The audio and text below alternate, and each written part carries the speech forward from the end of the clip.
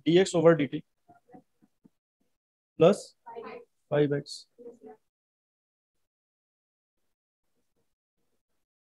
तो इसको क्या लिख लोगे, d ही लिख लेते हैं, x plus 5x plus y equal to e to the power.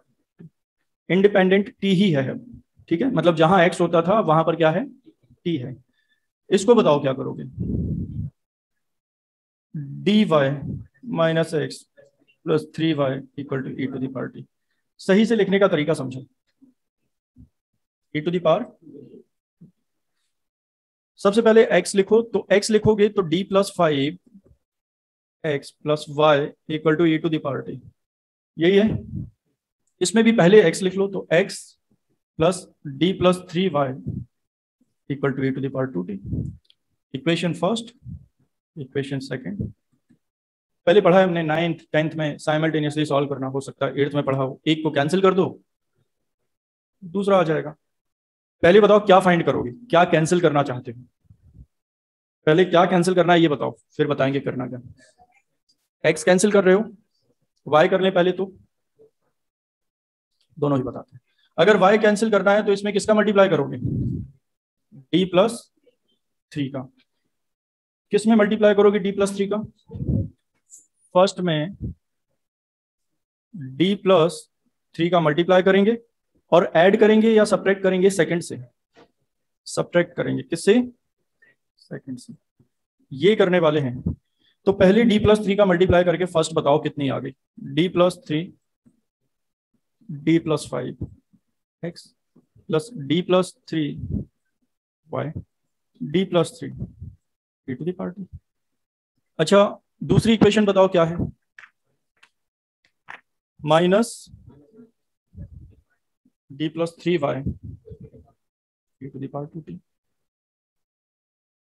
अगर हम एक कैंसिल कर देंगे तो x की वैल्यू मिल जाएगी, अगर y कैंसिल कर देंगे तो x की वैल्यू, और x कैंसिल करेंगे तो y की वैल्यू। लेकिन सुनो, माइनस क्या बन जाएगा,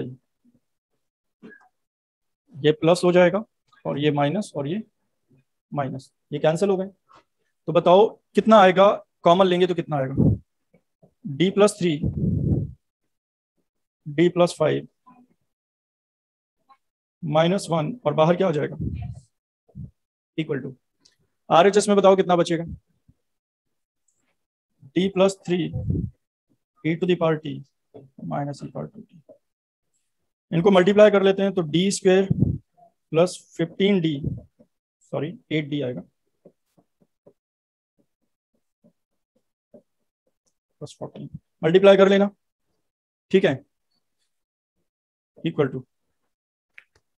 अब बताओ d plus 3 e power t का मतलब क्या है, e पावर t को अंदर करो तो d e पावर t बताओ, e to the power t, और प्लस क्या आएगा 3 e power t minus 2 e to the power 2t। Sorry, clear हो गया ये यहाँ पर, हाँ। तो ये 16 हो जाएगा, d square plus 8d plus 16, बाहर क्या था x, ये कितना है 4 e to the power t minus e to the power 2। अगर हम इसे सॉल्व कर दें तो क्या x की वैल्यू आ जाएगी, अगर इसे सॉल्व कर दें तो x की वैल्यू मिल जाएगी। तो इसे सॉल्व करते हैं, कैसे सॉल्व करोगे, वही सी ए प्लस पी आई वाला रूल। क्या लिखोगे,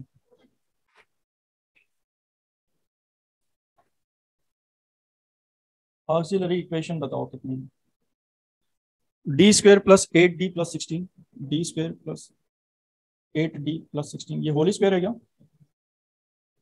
d प्लस 4 होली स्क्वायर है। तो d की दो वैल्यू आई, -4 सी एफ बताओ कोई, C1 प्लस C2 t, बस ये याद रखना है, और e to the power -4t, ठीक है। ये सी एफ मिल गया, अब क्या फाइंड करोगे, पी आई बताओगे कितना आएगा, पी आई 1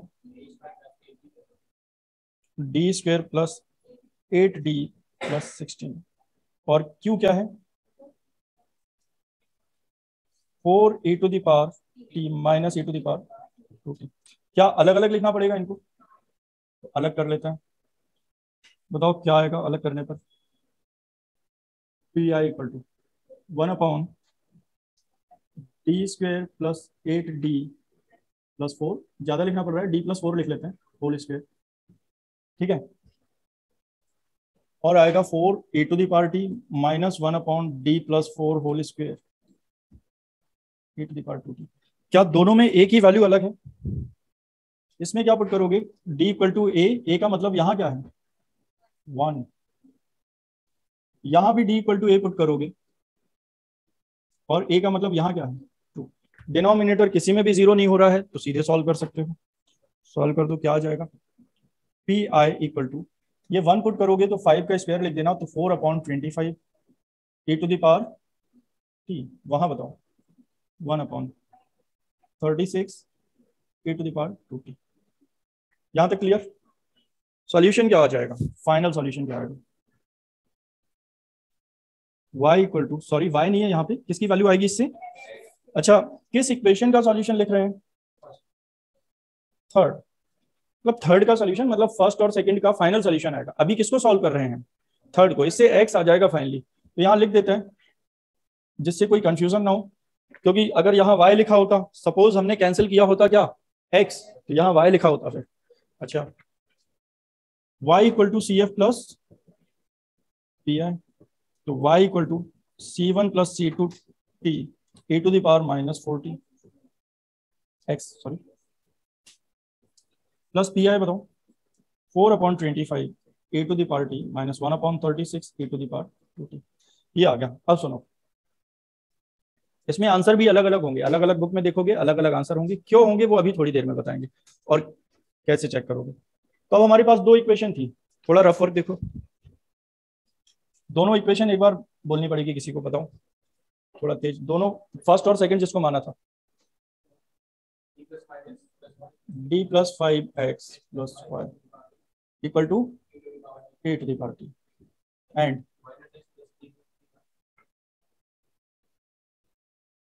इक्वल टू, सुनो, हमने पहले क्या फाइंड किया?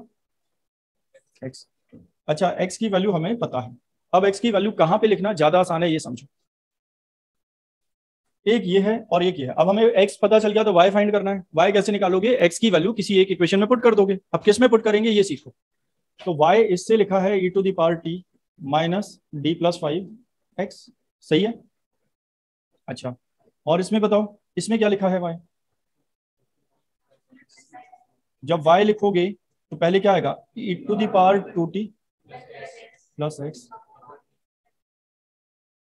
सपोज हमने x की वैल्यू यहां पुट की, तब भी सॉल्व होगा, लेकिन कौन से रूल अप्लाई करने पड़ेंगे? पी आई वाले रूल।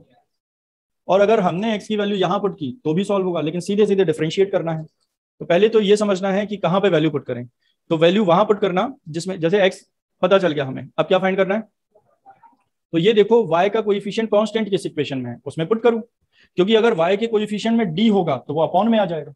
अपॉन में आ जाएगा तो फिर पर्टिकुलर इंटीग्रल वाले रूल अप्लाई हो जाएंगे।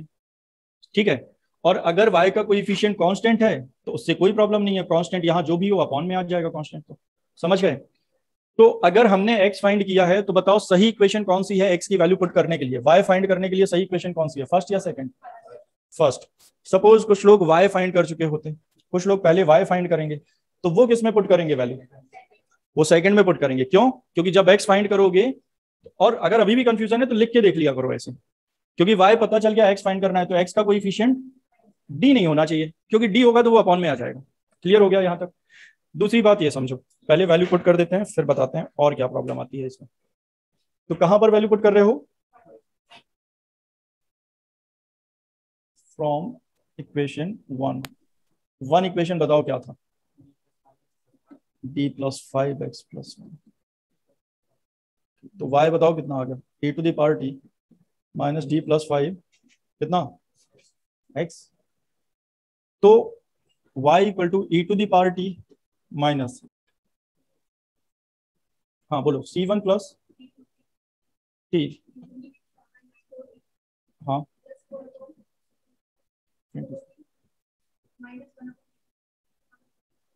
e⁻2t।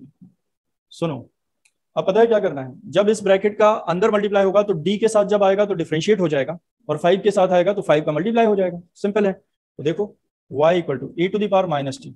अब पहले हम d के साथ लिख रहे हैं इसको, तो सीधे डिफरेंशिएट कर दें, थोड़ा लेंदी है लेकिन बाद में आसान हो जाएगा ये। तो जब डिफरेंशिएट करोगे बताओ फर्स्ट सेकंड लगेगा इसमें, बताओ c1 प्लस c2t और इसका -4 e to the power -4t plus second function e to the power -4t और फर्स्ट का c1 plus c2 e to the power t। अभी कंप्लीट नहीं हुआ, अभी डिफरेंशिएट ही कर रहे हैं। अब इसका डिफरेंशिएशन बताओ, 4/25 e पावर t, इसका बताओ -1/36 और 2 e to the power 2t। तो ये d किसकी वैल्यू हुई है, dx की, यही होगा। अब 5 के साथ ये सब कुछ आएगा, आएगा या नहीं? तो 5 के साथ सबको लिख लेते हैं, बताओ क्या, 5 c1 plus c2t e to the power -4t, फिर क्या आएगा प्लस 20/25, कैंसिल नहीं कर रहे हैं क्योंकि अभी ऐड करना पड़ेगा, तो 25 सबके नीचे रहेगा तो ज्यादा आसानी से कर पाओगे, e to the power t, और लास्ट में और बताओ क्या आएगा, -5/36। ठीक है ये।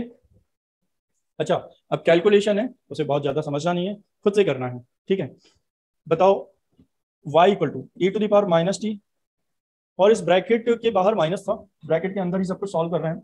क्या क्या ऐड हो रहा है देख पा रहे हो, ये है -4 c1 plus c2t e to the power -4t, और ये है 5 c1 plus c2t e to the power -4t। Finally कितना बचा बोलो, c1 plus c2t e to the power -4t, यही रहेगा। अच्छा अब ये देखो, क्या ये भी है रिपीटेड, ये भी तो है c1 प्लस c2t और e to the power -4t, ये भी इसी में ऐड हो जाएगा। कितने हो जाएंगे देखो, ये और ये, इन सभी में कॉमन क्या आ रहा है, c1 plus c2t e to the power -4t। अच्छा क्या हो जाएगा, अच्छा c1 0 हो जाएगा, अच्छा ये वाला, हाँ हाँ ये 0 हो जाएगा। ठीक है, तो यहाँ पे 2 नहीं आएगा। अब बताओ क्या क्या बचा, बाकी ठीक है क्या, हाँ c2 का, c2 e to the power t का क्या होगा, जल्दी जल्दी जो भी पूछना है जल्दी करो।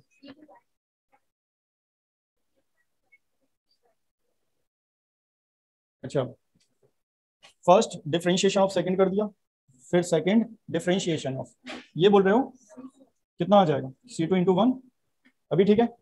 अब बताओ क्या क्या और ऐड हो रहे हैं या सब्ट्रैक्ट हो रहे हैं, जो सेम टर्म हो वो देखो। प्लस क्या लिख लें इसमें,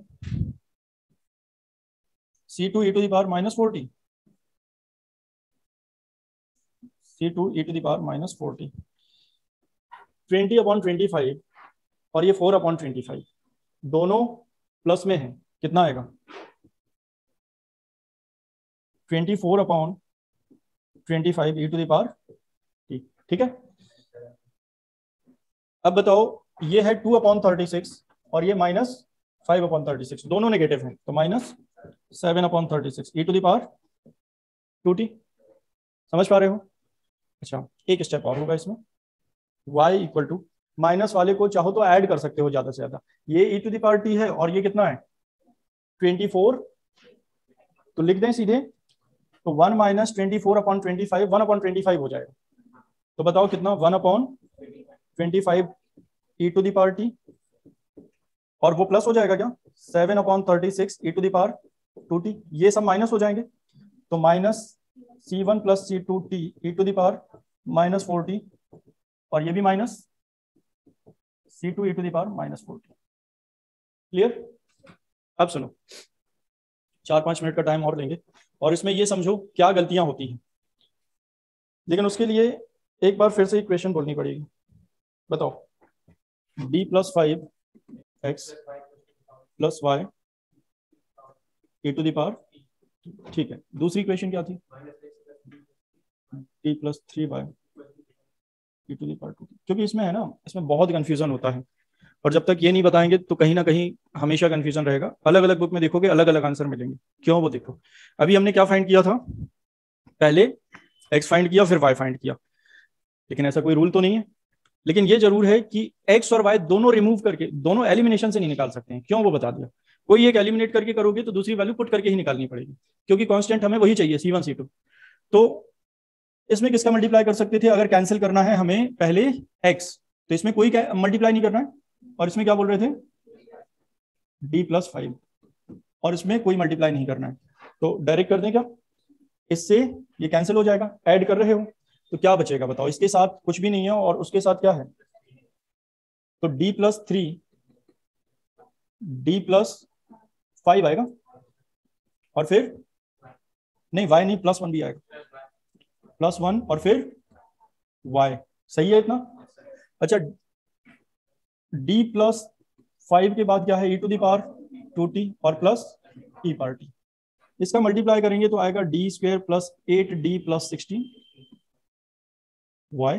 और यहां पर बताओ 2e⁻²t + 5e⁻²t, तो सीधे क्या हो जाएगा 7, और यहाँ e⁻t बचेगा। लगभग वैसा ही आया। ये इक्वेशन देखो बिल्कुल वही है, आंसर तो अलग आएगा, लेकिन अगर इससे करेंगे तो y अलग आएगा जो अभी हमने फाइंड किया, क्योंकि इससे CF वही आएगा जो पहले आया था। देखो वही डिफरेंशियल इक्वेशन हमारा। y जो हमने फाइंड किया वो ये आया, सॉरी x। y देखो, y में देखो बिल्कुल अलग है, C1 + C2, और ये है या नहीं। और अगर y को भी ऐसे फाइंड करोगे तो अब y फाइंड करोगे तो अलग मिलेगा। यहां से अब y फाइंड करोगे तो ऐसे जो लोग पहले y फाइंड कर लेंगे तो उनका आंसर अलग आएगा। इतना तो समझ में आ रहा होगा कौन सा आंसर सही है फिर। अच्छा, ये सपोज हमने y फाइंड कर लिया, अब x कैसे फाइंड करोगे, एलिमिनेट नहीं करेंगे। अब इस y की वैल्यू किस इक्वेशन में पुट करोगे, जहां पे x का कोएफिशिएंट कांस्टेंट है। ठीक है, तो कौन सा सही होगा आंसर, पहले y फाइंड करना या पहले x फाइंड करना, दोनों ही सही है। समझ गए। D+3y प्लस हम लिखते हैं D+5x = e⁻²t, और एक इक्वेशन लिखी है D+4y + 2x = e⁻t। बताओ, सपोज हमने x फाइंड कर लिया, तो x की वैल्यू यहां पुट करोगे तब भी अपॉन में 1/D+3 आएगा, और x की वैल्यू यहां पुट करोगे तब भी अपॉन में D+4 आएगा, फिर बढ़ जाएगा क्वेश्चन।